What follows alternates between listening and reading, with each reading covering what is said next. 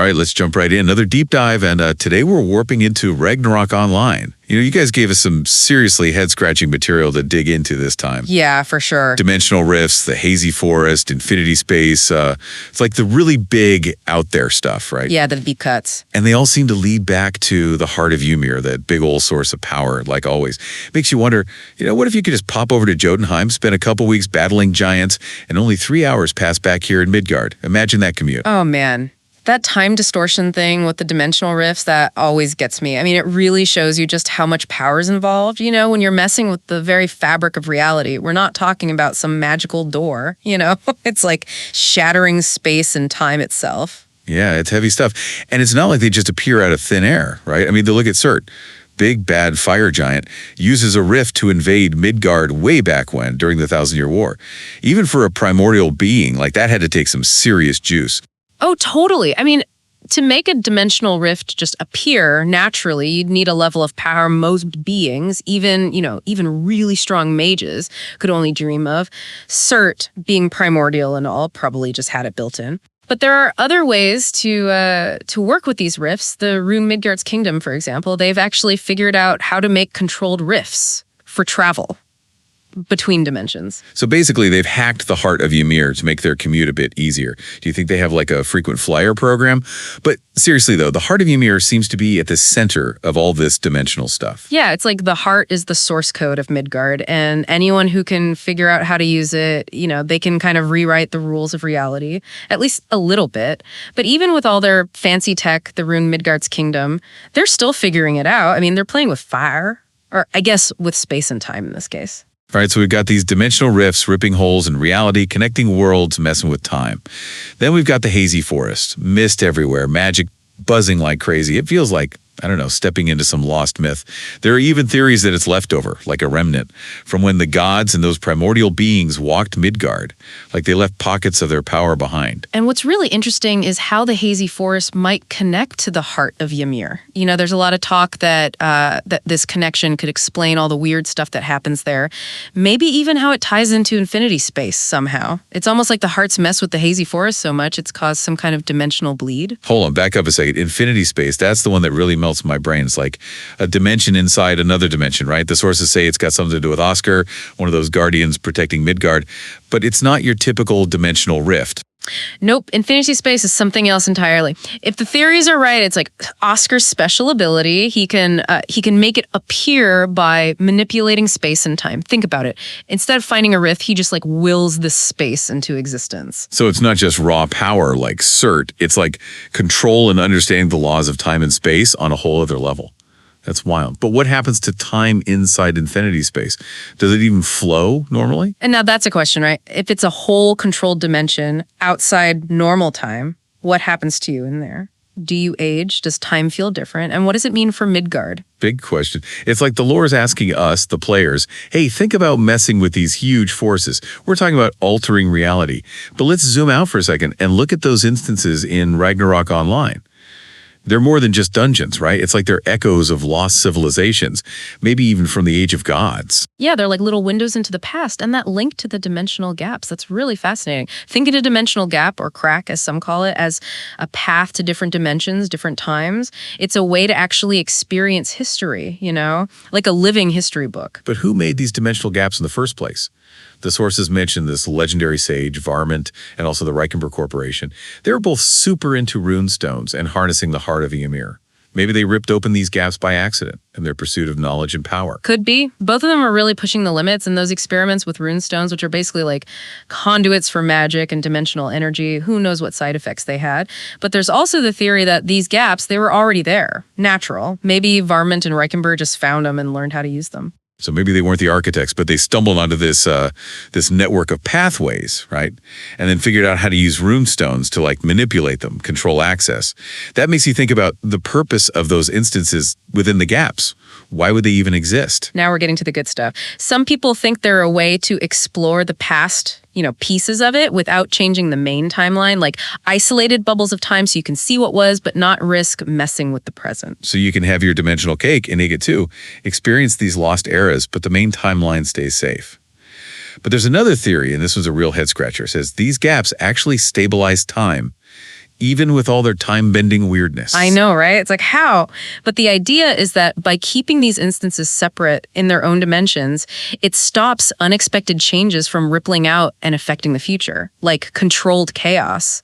A way to manage time travel without breaking everything. It's a wild concept. So instead of messing up the timeline, the gaps are like a buffer. But this makes me wonder. About the Dorum. Yeah, they just show up one day out of nowhere, these cat-like humanoids from this unknown island, Lasagna, like they stepped out of thin air. Could this be connected to all this dimensional instability we've been talking about? It's like someone left a door open and the Dorum just walked right through. And the Kaiman is interesting. They appear during a time when Midgard's natural balance is all out of whack.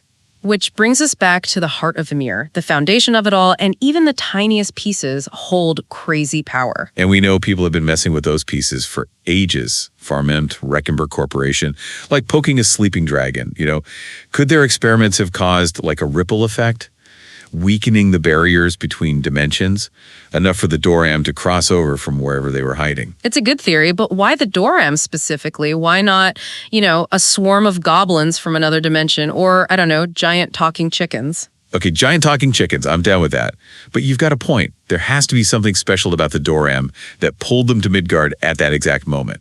And here's where it gets interesting. Some think they're connected to Yggdrasil, the world tree, the source of all life in Midgard, roots and branches stretching into other realms.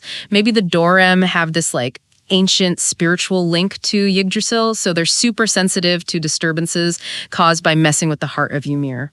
Okay, picture this. Someone messes with the heart of Ymir. It causes these dimensional ripples, and the barriers between worlds get weak. The Doram, because of their Yggdrasil connection, are drawn to Midgard like moths to a flame. But where do they enter? What if it's the hazy forest? We keep coming back to that mysterious, misty place. It's possible. The hazy forest, with those possible links to the heart and infinity space, could be their entry point.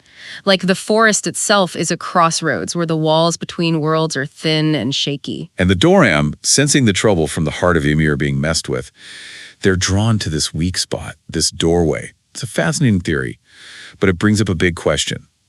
If they were pulled here by all this, what does that mean for Midgard? Are they just refugees?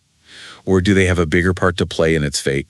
That's the real mystery, right? Are they a symptom of the chaos or a key to understanding something deeper? Maybe their link to Yggdrasil holds the answer. It's like their arrival is a piece of a giant puzzle, and we're only starting to see how it fits.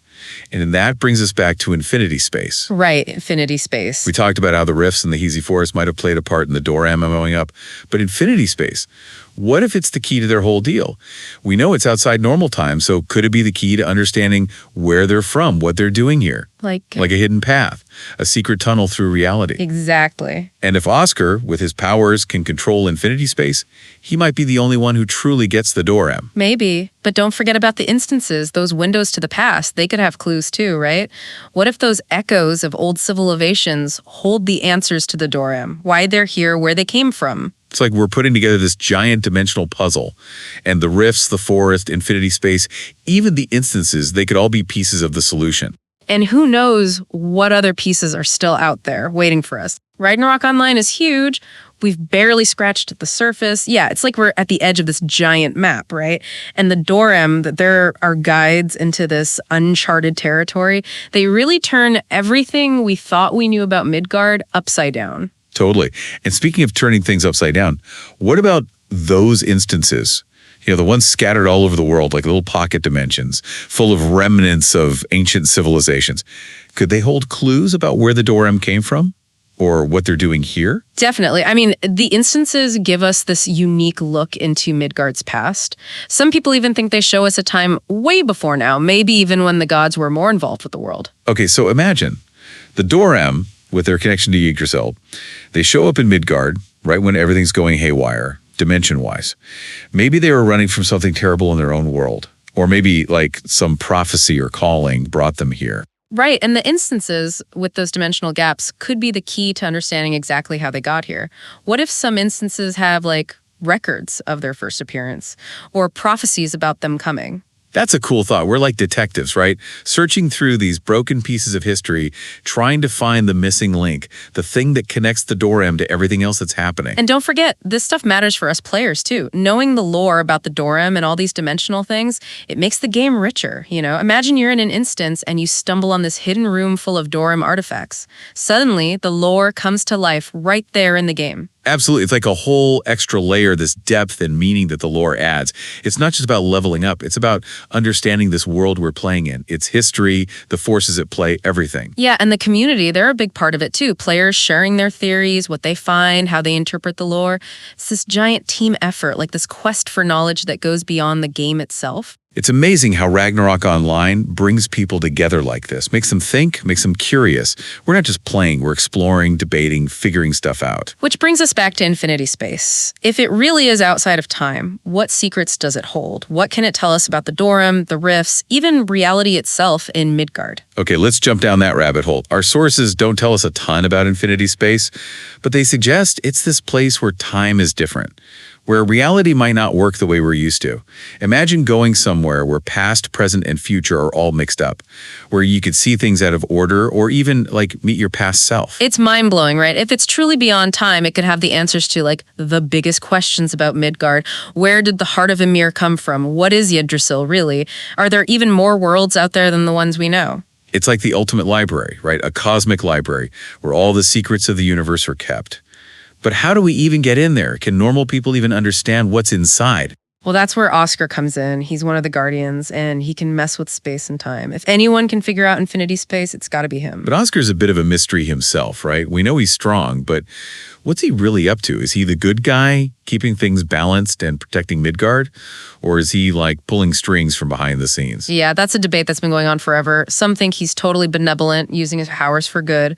Others, they see him as more of a gray area. Sometimes his actions seem kind of contradictory, maybe even manipulative. He's like a chess player, moving everyone around, but we don't know what his end goal is. And what if infinity space is his secret weapon, the thing he uses to shape Midgard however he wants? But let's switch gears for a minute and talk about runestones. They seem to be connected to all this dimensional weirdness we've been talking about. Totally. Runestones are basically like channels for magical and dimensional energy. They can boost a mage's powers, create portals, even mess with time. And we know both Varman and the Reikenberg Corporation, they were obsessed with them. They used them to tap into the heart of Ymir's power. What if their messing around with runestones is what caused the dimensional instability that let the Dorem in? It's possible, right? I mean, they're power to tools, and like any tool, they can be used in good ways or bad ways. In the wrong hands, they could be super dangerous. Imagine some power-hungry mage using runestones to rip open reality and unleash all kinds of chaos. Now, that's a scary thought. It's like opening Pandora's box. Who knows what could come pouring out? And that brings us back to the Hazy Forest. We've talked about how it might be linked to the heart of Ymir, how the Dorem might have entered through it. It's got this mysterious, almost mystical vibe, you know? Yeah, it's like a place of wonder and danger at the same time. The lines between worlds are blurry there. The laws of nature are all twisted.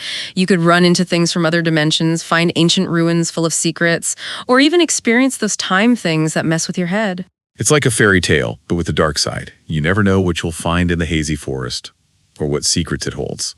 And that's what makes it so cool. It really captures the mystery and wonder that makes Ragnarok Online so great. It's a place that draws you in, makes you want to explore and find out what's really going on. Wow, my head is spinning. We've been all over the dimensional map today. Dimensional rifts, you know, those tiers in reality, the Hazy Forest with all that ancient power. Infinity space, a place outside of time. And then we've got those instances scattered everywhere with those glimpses into Midgard's past. And through it all, we've been trying to figure out the Doram, right? Where they came from, why they're here, and how they connect all this dimensional craziness. Yeah, it's like they kicked off this whole chain reaction, almost like their arrival was meant to be, you know, like they're tied to the fate of Midgard somehow. But it feels like the more we uncover, the more questions pop up.